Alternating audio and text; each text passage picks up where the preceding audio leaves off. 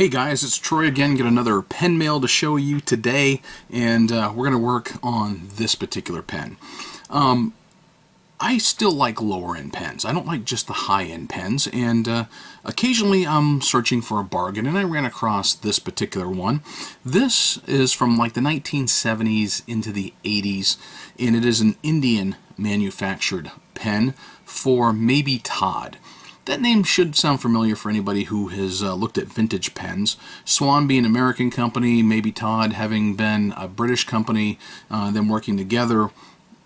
Well, they've got the Swan Cadet. And this particular pen was actually manufactured in India. Well, why India? Well, number one, because manufacturing is less expensive there. But in addition to that, keep in mind, India used to be part of the British Empire. And with Mabie Todd having been the, quote, pen of the British Empire, a lot of Mabie Todd pens and manufacturing actually ended up in India. And this happens to be one of their lower-end pens. It's called the Cadet. So I found this new, old stock, manufactured ostensibly in the 1970s or so, I was told. And you've got you know, that little cap, that little nipple-looking cap jewel on the top, and you have a gold clip that reminds me an awful lot of a Parker Arrow, but it says Swan. Then you've got just a gold band here and a plastic taper, and you have the Mabie Todd, the Swan Mabie Todd logo here on the side. I'll give you a better view of that coming up. And it is a twist top. And so it's an average size pen. It's not really big, it's not huge, but take a look at that nib. I'll give you a good close-up shot of that as well. And it's a nothing special steel nib. Looks to be you know, at least gold colored. I don't know as it was gold plated, but it does have the Swan name on the nib. This happens to be a fine nib. The cap, the barrel, and the section are all made out of plastic. And the feed, even though I read some sellers are saying that this was an ebonite feed, sure looks to me to be and feels more like plastic than it does ebonite. Now, for those of you who are familiar with Indian pens, you'll notice that they always have a particular smell. So, yep, that's the first thing I did when I got this pen, and I opened it up. You know, I actually had this pen sent to me directly from India. I bought it on Etsy, and it was $11. And it came in a tube like this, wrapped in cellophane inside this tube.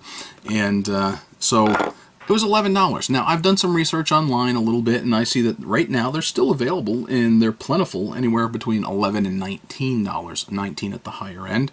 But I paid $11, which was the lowest price I'd seen, so I'm glad that's what I paid.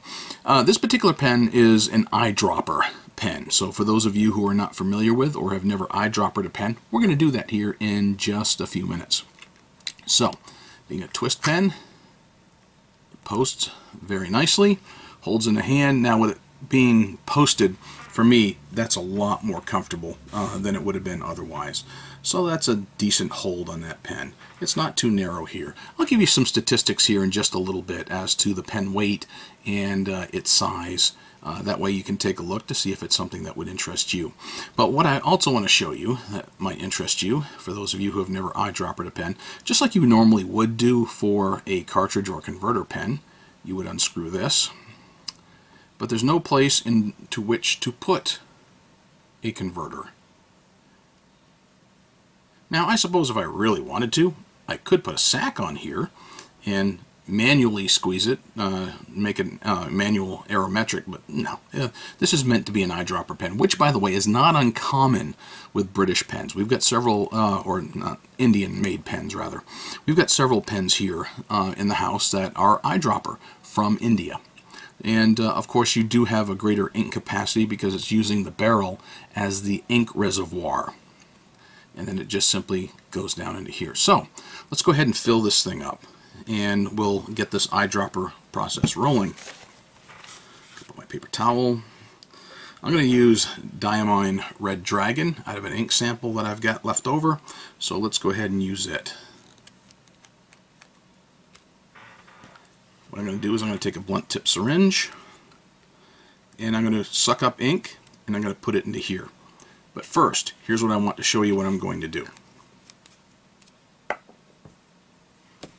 One of the things that you may want to do on a pen that you're going to eyedropper, even though there's plenty of screws on this, plenty of screw threads, what you may want to do is put a little bit of silicone grease on it, and that's to help hold that seal. So I'm going to do that here first. And all I'm going to do is take a little bit, sort of like you would lip balm. I got a lot of this stuff laying around in a couple of tubes of it and a couple of containers of it, but I wanted to put that on here first.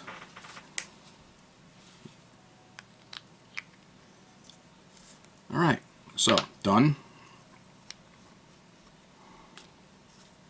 Let's go ahead and fill her up.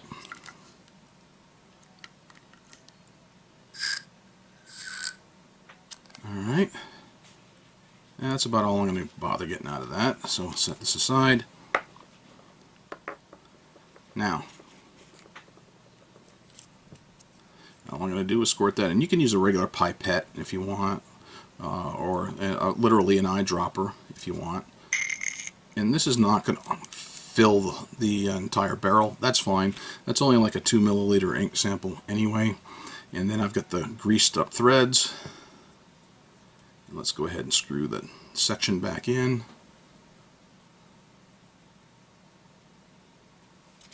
Let's go ahead and clean up any mess. Clean up any grease that may have come off. And voila, there she is. She is filled. She will be ready to write here momentarily. So, let me go ahead and show you some of the statistics on this particular pen, and we'll come right back with a writing sample.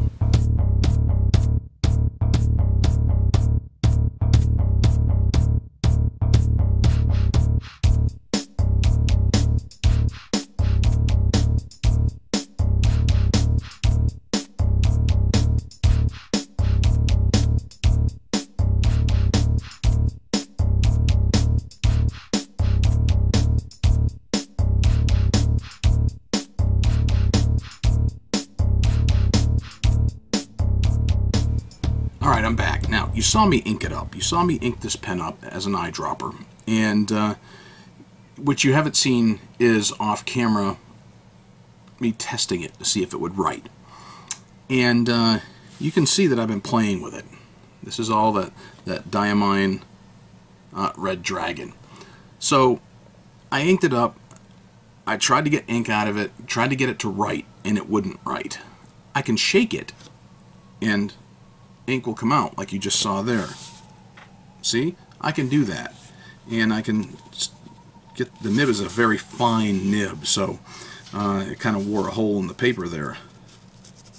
So let's see if I can continue to get this thing to ink, because the first time I did it, I couldn't get it to write whatsoever. So what I ended up doing was opening it up, dumping the ink out of it, flushing it out really well, and then filling it up again and trying it again.